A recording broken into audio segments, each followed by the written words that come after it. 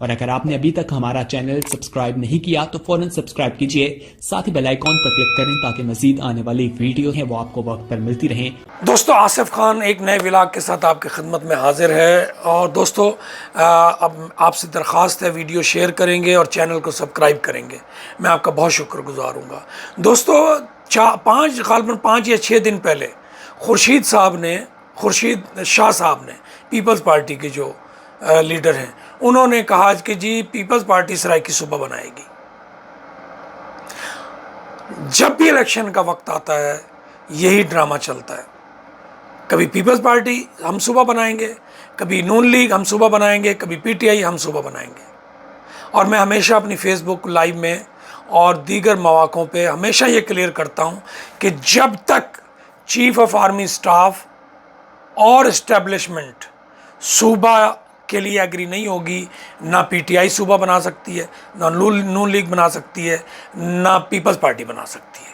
हाँ, अलबत्ता ये लोगों की आंखों में धूल झोंक कर बेवकूफ़ बना के वोट लेने का चक्करबाजी चला सकते हैं। और फिर कमाल की बात ये देखें, जरदारी जनूबी पंजाब की बात करते हैं और बिलावल भुट्टो तो अब सूबे की बात ही नहीं करता। अभी कल मुल्तान में, गालबन कल या परसों की बात है, सैयदा वाला चौक पर उन्होंने खिताब किया अपने चंद 100 कारकुनों के साथ। ज़रा गौर करें, बुनियादी तौर पे कोई बात नहीं की सूबे के बारे में, लेकिन खुर्शीद शाह साहब कह रहे हैं कि पीपल्स पार्टी सराइकी सूबा बनाएगी। और मैं आपको ये बताना चाहता हूँ बड़ा वाज़े अंदाज में, सूबा उसी वक्त बनेगा जब तक चीफ ऑफ आर्मी स्टाफ और इस्टेब्लिशमेंट की मर्जी शामिल नहीं होगी।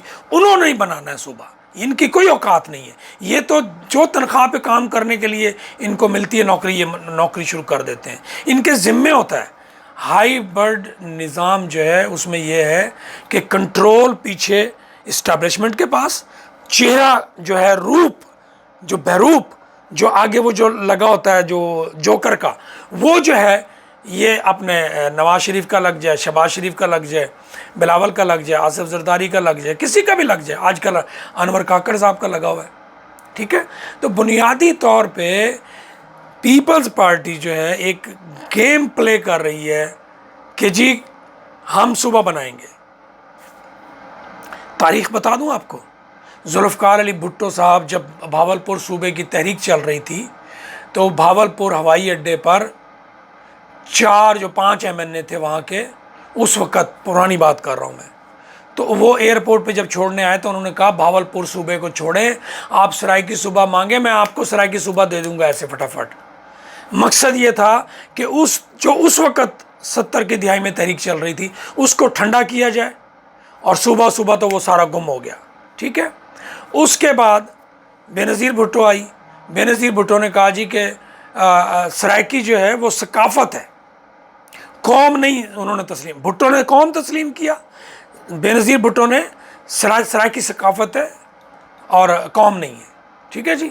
अब जब जरदारी साहब आए तो जरदारी साहब ने सराइकी कौम भी से भी इनकार, सकाफ़त से भी इनकार, जनूबी पंजाब, क्योंकि नवाज शरीफ के साथ अट्टी सट्टी हो गई, नवाज शरीफ से बारगेनिंग हो गई कि जी ठीक है, हम आपके सिंध में मुदाखलत नहीं करते, आप जो मर्ज़ी करें, जितना मर्ज़ी लूट मार करें, जितने मर्ज़ी पैसे आप लॉन्च के ज़रिए से दुबई भेजें, लेकिन आप हमारे इस मौजूदा पंजाब में भी मुदाखलत नहीं करेंगे।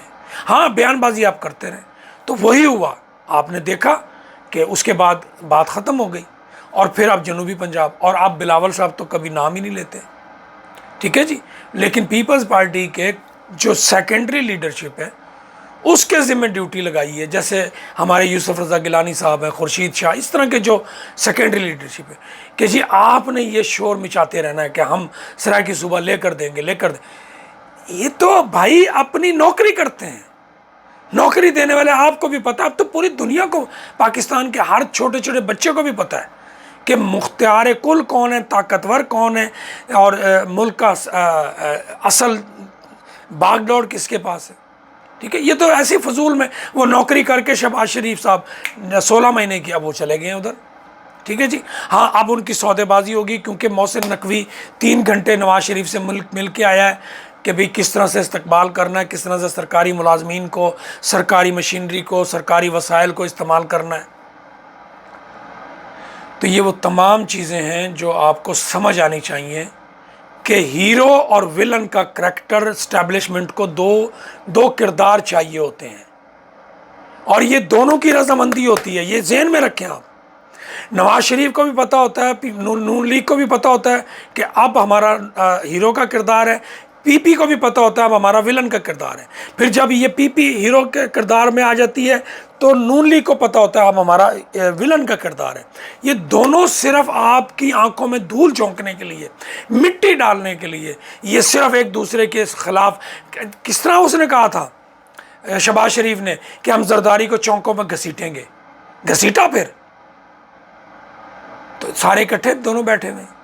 तो बुनियादी तौर पे ये गेम आप समझें हीरो और विलन की।